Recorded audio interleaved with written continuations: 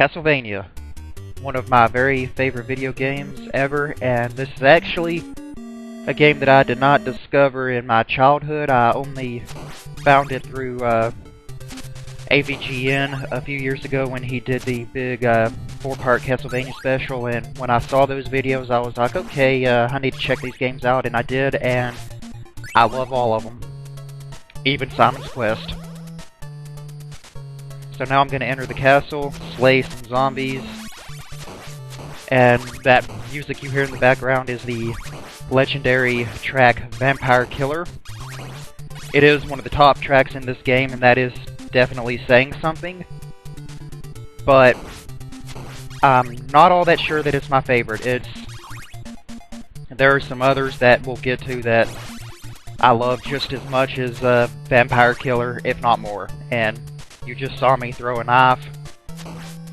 Probably the only time I will use that weapon, and it wasn't even practical. It was just to show off how useless it is.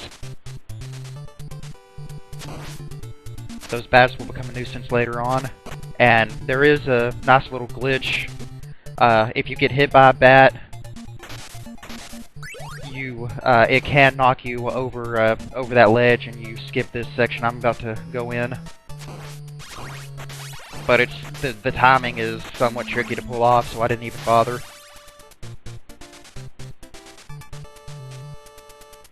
See, that's all you would have missed if you had done the shortcut, so not a big deal.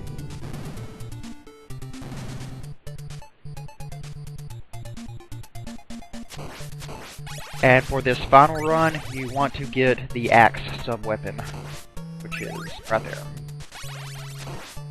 Because actually, the first time I played this game, this boss handed me my ass quite a few times, get the double shot, and that was before I realized, oh wait, I'm an idiot, I need a better weapon. So just get the axe, hide away in the corner, throw them, and the vampire bat, or the phantom bat, according to the instruction manual, is done. Next level.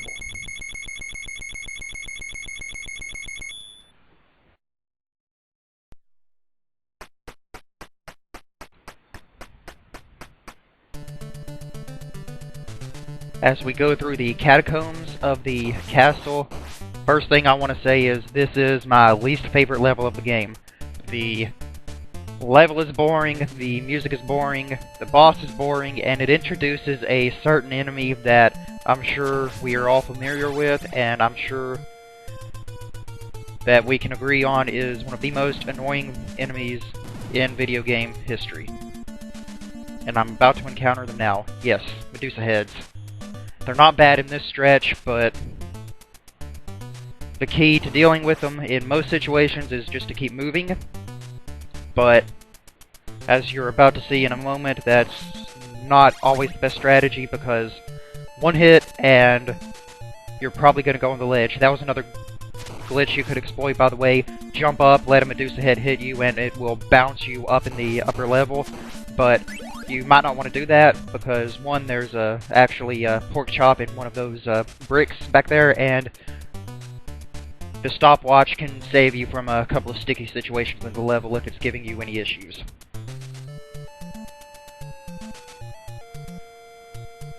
The game is infamous for being difficult, mainly because if you get hit, Simon jumps back, and of course if you're anywhere near a pit, that means death.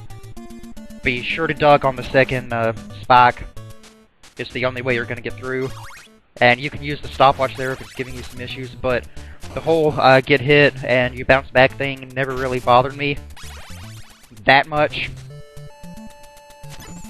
To me, the big thing that contributes to the difficulty of this game is the fact that the jumping controls are so ridiculously stiff. It's one of the things that dates the game, unfortunately, but the jumping it's almost as bad as Donkey Kong, the arcade game. It's pretty ridiculous. And as I go through one more stretch of Medusa heads, we come to the boss, which should come as no surprise, a giant Medusa, Queen Medusa. Again, if we're going by the manual, just use the stopwatch. This is the last boss that will be affected by the stopwatch, so exploit it, and it's easy as pie. Holy water will destroy this boss too, but I don't much like using the holy water anymore for reasons that I'll get into in a moment.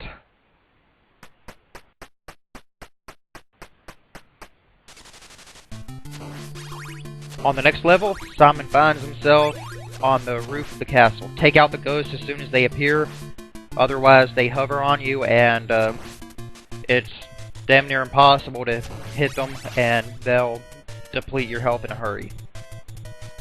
This level introduces the hunchbacks or the munchkins. They tend to throw a lot of people off. The key to them is hit them as soon as they jump off their perch or as soon as you get an opportunity, otherwise their pattern is they'll jump over you once or twice and then they'll just mad rush, hop all over you, take your health down in a flash.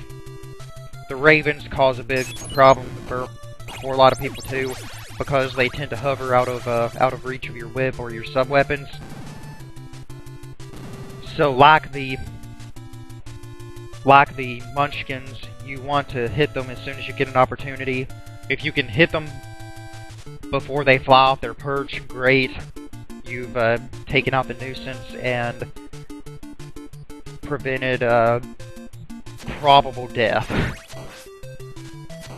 See, like here, take them out as soon as you get a chance, and presto, no raven.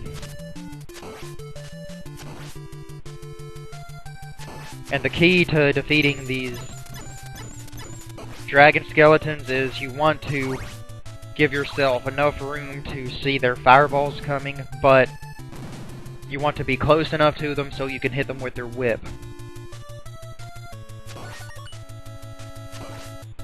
And apparently I got an extra life.